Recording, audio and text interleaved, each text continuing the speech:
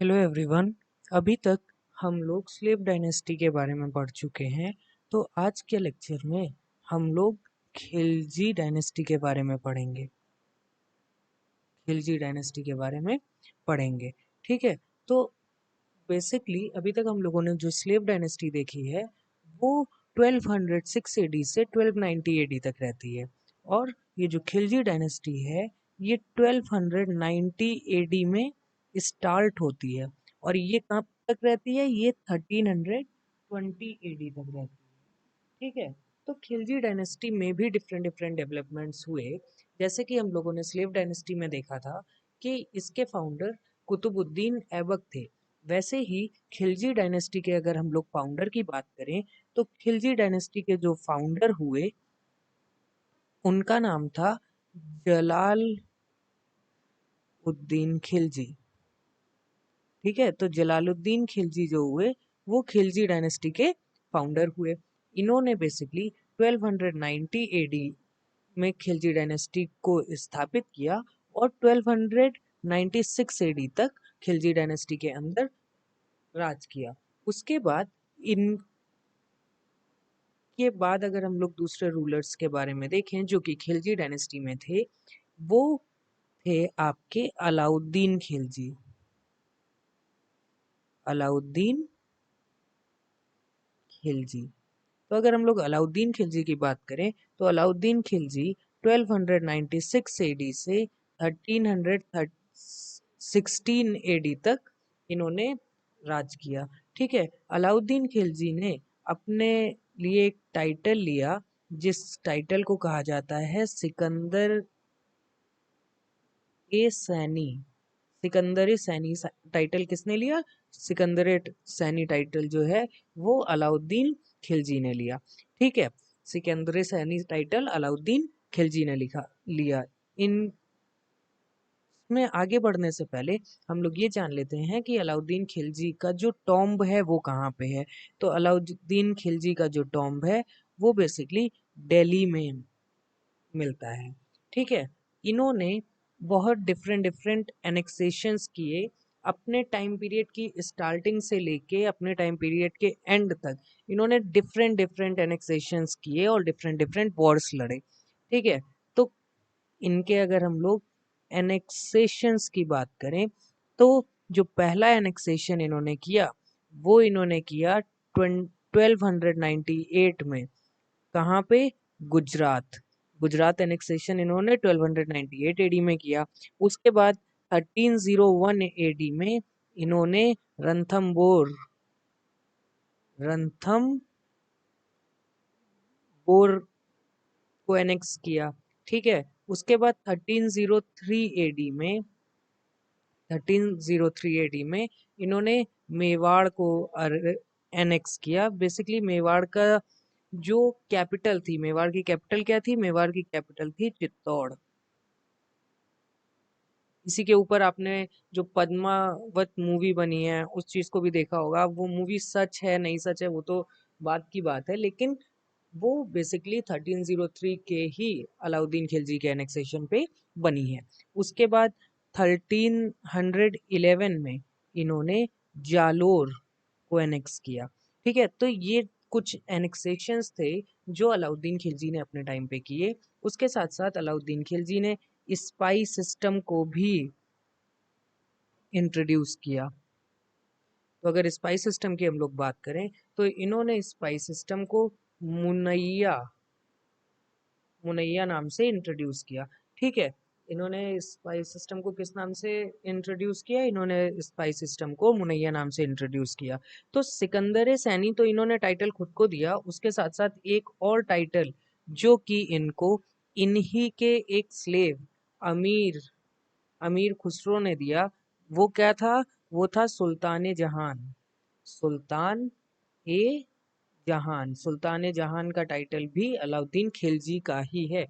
ये चीज आप लोगों को याद रखनी है। इसके बाद अगर हम लोग अलाउद्दीन खिलजी की इंपीरियलिज्म पॉलिसी को देखें इंपीरियलिज्म पॉलिसी को देखें तो अलाउद्दीन खिलजी ने अपना एक general military general south India भेजा। साउथ इंडिया में अपना एक मिलिट्री जनरल भेजा। और इस मिलिट्री जनरल के अगर हम लोग नाम की बात करें तो ये थे आपके मलिक काफूर। ठीक है, मलिक काफूर को इन्होंने कहाँ पे भेजा? साउथ इंडिया में भेजा। और मलिक काफूर को बेसिकली हजार दिनारी, हजार दिनारी के टाइटल के नाम से जाना जाता है। ये मलिक काफूर का एक टाइटल है। ठीक है, इसके बाद अगर हम लोग देखें कि मलिक काफूर ने अपने किंग अलाउद्दीन खिलजी के लिए क्या क्या किया, तो बेसिकली मलिक काफूर ने बहुत सारे राजाओं को डिफीट किया। ठीक है, बहुत सारे राजाओं को डिफीट किया, जिसमें से पहले हैं रामचंद्र। अगर हम लोग रामचंद्र को देखें तो रामचंद्र देवगिरी पे रूल कर रहे थे। ठीक है, दूसरे हैं प्रताप रुद्र सेन। प्रताप रुद्र सेन, और ये कहाँ पे रूल कर रहे थे? ये बेसिकली वारंगल, वारंगल को रूल कर रहे थे। तीसरे की अगर हम लोग बात करें तो वो है वीर बल्लाल थ्री। वीर बल्लाल थ्री, ठीक है, ये कहाँ रूल कर रहे थे? ये बेसिकली द्वारसा मुद्रा में रूल कर रहे थे। हम उन पे रूल कर रहे थे, ये द्वारसा मुद्रा में रूल कर रहे थे। इसके बाद चौथे की अगर हम लोग बात करें तो चौथे हैं वीर पांड्या।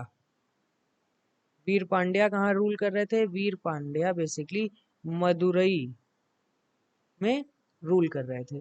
तो अभी तक हम लोगों ने जो अलाउद्दीन खिलजी के बारे में पढ़ा, एक बार उसको रिवाइज कर लेते हैं आगे बढ़ने से पहले। ठीक है, तो अलाउद्दीन खिलजी ने 1296 एडी से लेके 1316 एडी तक रूल किया। इसने टाइटल लिया सिकंदरे सैनी का। उसके साथ साथ अमीर खुसरो ने इसको टाइटल दिया सुल्तान जहान का। इसका टॉम कहाँ है? इसका टॉम दिल्ली में है। इसने स्पाई सिस्टम को स्टार्ट किया था जिसको मुनैया कहा जाता था। अगर इसके एनेक्सेशंस की बात करें तो 1298 में इसने गुजरात को कैप्चर किया, 1301 में इसने रणथंभौर को कैप्चर किया, 1303 में इसने मेवाड़ को कैप्चर किया। और मेवाड़ की राजधानी क्या थी? मेवाड़ की राजधानी चित्तौड़ थी। 1311 में इसने जालोर को कैप्चर किया। अब इसकी अगर इंपीरियलिज्म पॉलिसी देखें जो इसने साउथ इंडिया में फॉलो की, वो इसके ही एक स्लेव या फिर इसके ही एक जनरल मलिक काफूर ने स्टार्ट की। मलिक काफूर ने डिफरेंट डिफरेंट रूलर्स को साउथ इंडिया में हराया, जैसे कि राम प्रताप जो कि देवगिरी के रूलर थे, प्रताप रुद्र सेन जो कि वारंगल के रूलर थे, वीर बल्लाल थ्री जो कि द्वारसा मुद्रा के रूलर थे, वहीं वीर पांड्या जो कि मदुरई के रूलर थे। इसके साथ साथ हम लोगों को ये जानने की जरूरत है कि अलाउद्दीन खिलजी ने बाउलियां बनवाई। बाउली क्या होती है? बाउली बेसिकली स्टेप्ड टैंक होता है। ठीक है, स्टेप्ड टैंक होता है बेसिकली, एक ऐसा टैंक होता है जिसमें यहाँ पे सीढ़ियाँ लगी होती है नीचे उतरने के लिए। यहाँ पानी भरा होता है। ठीक है, और इस टैंक को बेसिकली वाटर स्टोर करने के लिए यूज किया जाता है। अगर आप लोग कभी लखनऊ गए होंगे तो जो लखनऊ का जो इमामबाड़ा है वहां पे एक बाउली बनी हुई है, और डिफरेंट डिफरेंट जगह पे जैसे आप दिल्ली में भी देखोगे तो वहां पे भी बाउली आपको मिल जाएगी देखने के लिए। ठीक है, इसके बाद हम लोगों को एक चीज याद रखने की जरूरत है, पद्मावत। पद्मावत जो बुक है, पद्मावत बुक जो है वो बेसिकली मलिक मोहम्मद जाफ जायसी ने लिखी है। मलिक मोहम्मद जायसी ने लिखी है। ठीक है, ये चीज आप लोगों को बस दिमाग में रखने की जरूरत है, क्योंकि बेसिकली अभी कुछ टाइम पहले ही वो पद्मावत मूवी, कुछ सालों ही पहले पद्मावत मूवी बेसिकली बनी है, अभी तक उससे रिलेटेड कोई क्वेश्चन नहीं आया। तो हो सकता है कि इसके बारे में पूछ ले, बाकी एक बार आप, एक दो बार आप इस चीज को पढ़ेंगे तो आपको खुद ही याद हो जाएगा। उसके बाद अगर हम लोग अलाउद्दीन खिलजी के एडमिनिस्ट्रेटिव रिफॉर्म्स की बात करें, मतलब अब हम लोग अलाउद्दीन खिलजी में ही आगे बढ़ रहे हैं। क्या चीज पढ़ेंगे अब हम लोग? एडमिनिस्ट्रेटिव रिफॉर्म्स को पढ़ेंगे। ठीक है, तो अलाउद्दीन खिलजी के एडमिनिस्ट्रेटिव रिफॉर्म्स को पढ़ने में जो पहला पॉइंट आता है वो है दाग। दाग किस चीज को रिप्रेजेंट करता था। बेसिकली इसने ब्रांडिंग करी हॉर्सेस की, ठीक है, ब्रांडिंग करी हॉर्सेस की। इससे पहले हम लोगों ने इक्ता सिस्टम के बारे में जाना था, जिसको इल्तुतमिश ने स्टार्ट किया था। तो इल्तुतमिश ने जब इक्ता सिस्टम को स्टार्ट किया, उस चीज को खिलजी डायनेस्टी में अलाउद्दीन खिलजी भी फॉलो कर रहा था कि जिस भी कमांडर के पास इतनी फौज होगी, उसको उसके हिसाब से लैंड दिया जाएगा। तो बेसिकली होता ये था कि डिफरेंट डिफरेंट जो कमांडर्स थे वो एक ही घोड़े को तीन तीन बार दिखा के अपनी फौज को बड़ा दिखाने की कोशिश करने लगे थे, जिसकी वजह से अलाउद्दीन खिलजी ने इस प्रैक्टिस को रोकने के लिए दाग सिस्टम का यूज किया और हॉर्सेस की ब्रांडिंग कर दी। और दाग तो हॉर्सेस की ब्रांडिंग हो गई, वहीं चेहरा चेहरा जो था वो सोल्जर्स के डिस्क्रिप्शन को एक जगह पे लिखने के लिए यूज करने लगे। ठीक है, सोल्जर के डिस्क्रिप्शन को एक जगह लिख लिया कि ये सोल्जर पहले आ चुका है, इस तरीके से अगर आप बात करें तो। उसके बाद अगर हम लोग इनके एडमिनिस्ट्रेशन में दूसरे नंबर पे टैक्सेस को देखें कि कैसे टैक्सेस इनके टाइम पे लिए गए, तो इनके यहाँ टैक्स कलेक्ट करने के लिए एक स्पेशल ऑफिसर था, special officer for revenue collection. ठीक है, रेवेन्यू कलेक्शन या टैक्स कलेक्शन के लिए इनके यहाँ पे एक स्पेशल ऑफिसर था, जिसको हम लोग मुस्तक मुस्ताक हराज के नाम से जानते थे। ठीक है, किस नाम से जानते थे? मुस्ताक खराज नाम से जानते थे। इसके बाद मुस्ताक खराज जो बेसिकली था वो खराज लेता था। खराज क्या है? ये है टैक्स ऑन कल्टीवेटर्स। कल्टीवेटर्स पे लगने वाला जो टैक्स था, उसको लेने का काम कौन करता था? उसको लेने का काम मुस्ताक खराज करता था। ठीक है, फिर जजिया। जजिया किसने सबसे पहले इंडिया में इम्प्लीमेंट किया था? इस चीज को मैंने आपको पहले पढ़ाया है, तो इस चीज को आप मुझको कमेंट सेक्शन में बताइएगा। तो जजिया जो है वो नॉन मुस्लिम्स पे लगने वाला टैक्स है। जजिया नॉन मुस्लिम्स पे लगने वाला टैक्स है। वहीं जकात, जकात जो है वो रिच मुस्लिम्स पे लगने वाला टैक्स है। किस पे लगने वाला टैक्स है? वो रिच मुस्लिम्स पे लगने वाला टैक्स है। ठीक है, इसके बाद दूसरे टैक्सेस की बात करें तो एक टैक्स था घरई। घरई पता लग रहा है आपको घर से, तो ये बेसिकली हाउस टैक्स था। ठीक है, उसके बाद चरई। अब चारा कौन खाता है? चारा बेसिकली पेस्टर्स अपने मवेशियों को खिलाते हैं, तो ये पेस्टोरल टैक्स है। कौन सा टैक्स है? ये पेस्टोरल टैक्स है। ठीक है, अब ये हो गया पेस्टोरल टैक्स। इसके साथ साथ अलाउद्दीन खिलजी ने अपने एडमिनिस्ट्रेशन के दौरान मार्केट को भी इस्टेब्लिश किया। तो जो इसने मार्केट इस्टेब्लिश की, बेसिकली इसने 3 मार्केट दिल्ली के अंदर इस्टेब्लिश की। वो मार्केट कौन कौन सी थी? 3 मार्केट बेसिकली फूड ग्रेन्स के बाद क्लॉथ्स, क्लॉथ्स के बाद तीसरी जो मार्केट थी उसमें हॉर्स, स्लेव्स एंड कैटल्स सब एक साथ मिलते थे। तो बेसिकली अलाउद्दीन खिलजी जो था वो एक तरीके से अपने जो सोल्जर्स थे जिनको वो इनकम देता था, उनकी सहूलियत के लिए इस चीज़ को उसने लाया कि उन लोगों को कम पैसों में अच्छा अनाज मिल जाए, कम पैसों में उनको अच्छे कपड़े मिल जाएं, और अगर वो हॉर्सेस, स्लेव्स और कैटल्स खरीदना चाहते हैं तो वो भी वहाँ पे मिल जाए। अब इन मार्केट्स की अगर हम बात करें तो मार्केट्स का जो हेड था वो कौन था? मार्केट्स का हेड था शहना। ठीक है, मार्केट्स का हेड कौन था? शहना। और जो मार्केट के हेड को चेक करता था, या फिर मार्केट के जो चेकर की अगर हम लोग बात करें, तो मार्केट को लोग चेक करते थे। कौन कौन? एक था दीवाने रियासत, दीवाने रियासत। वहीं अगर दूसरे की बात करें तो वो था शहना ए मंडी। ठीक है, शहनाए मंडी। ये दोनों क्या करते थे, ये दोनों बेसिकली मार्केट को चेक करते थे कि मार्केट में जो रूल्स हैं उसके मुताबिक ही काम हो रहा है या उसके अलावा कुछ और चल रहा है। ठीक है, तो ये मार्केट थी बेसिकली एक ओपन मार्केट थी, जिसको इसने सारा ए अदल के नाम से भी जाना। किस नाम से जाना? सारा ए अदल। सारा ए अदल के नाम से भी इस मार्केट को जाना गया। ठीक है, तो अब अगर हम लोग देखें और आगे चलें कि इसके अलावा हम लोगों को क्या जानने की ज़रूरत है, क्या एग्जाम में और पूछा जा सकता है, तो इसके अलावा बेसिकली हम लोगों का आर्किटेक्चर पूछा जा सकता है कि इस टाइम पे खिलजी डायनेस्टी के टाइम पे दिल्ली सल्तनत के आर्किटेक्चर में क्या क्या था।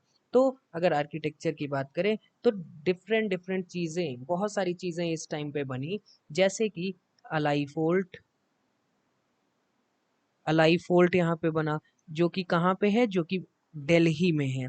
ठीक है, अलाई दरवाजा यहाँ पे बना। ठीक है, अलाई दरवाजा। अलाई दरवाजा के बाद हजर सुतन। हजर सुतन यहाँ पे बना। हजर सुतन कहाँ पे बना? बेसिकली ये दिल्ली में बना। और ये जो है, ये पैलेस ऑफ थाउजेंड पिलर्स है। ठीक है, पैलेस ऑफ थाउजेंड पिलर्स है। ठीक है, इसके बाद हौस खास। हौस खास भी यहाँ पे बनी। ठीक है, क्या बनी? हौस खास भी यहाँ पे बनी। ठीक है, ये भी कहाँ पे है? ये भी आपका दिल्ली में ही पड़ता है। ठीक है, इसके बाद इसने दिल्ली की सेकेंड सिटी, दिल्ली की सेकेंड सिटी, दिल्ली की सेकेंड सिटी कौन सी है? दिल्ली की सेकेंड सिटी जो है वो आपकी सीरी है।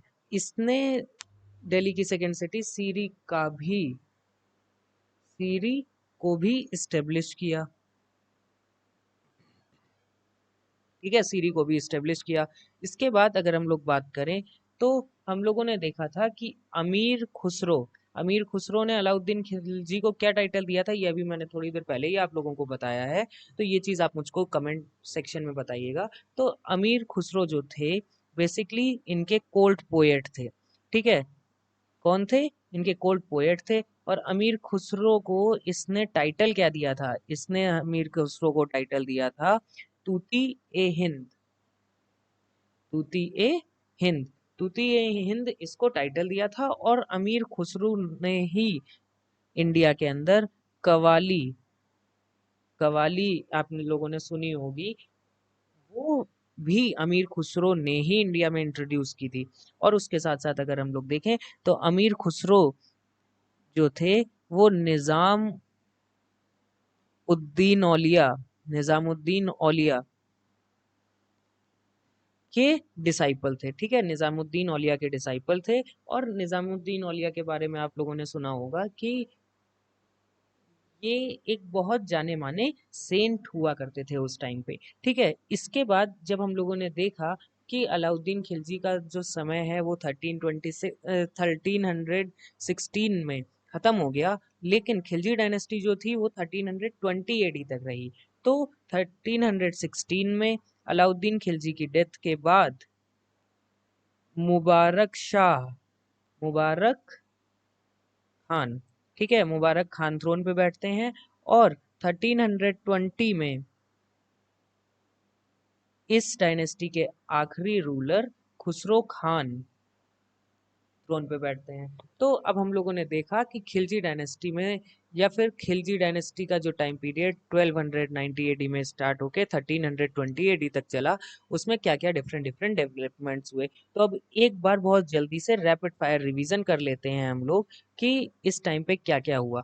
तो सबसे पहले हम लोगों ने देखा कि इस डायनेस्टी के फाउंडर कौन थे। इस डायनेस्टी के फाउंडर थे जलाउद्दीन खिलजी, जिन्होंने 1290 एडी से 1296 एडी तक रूल किया।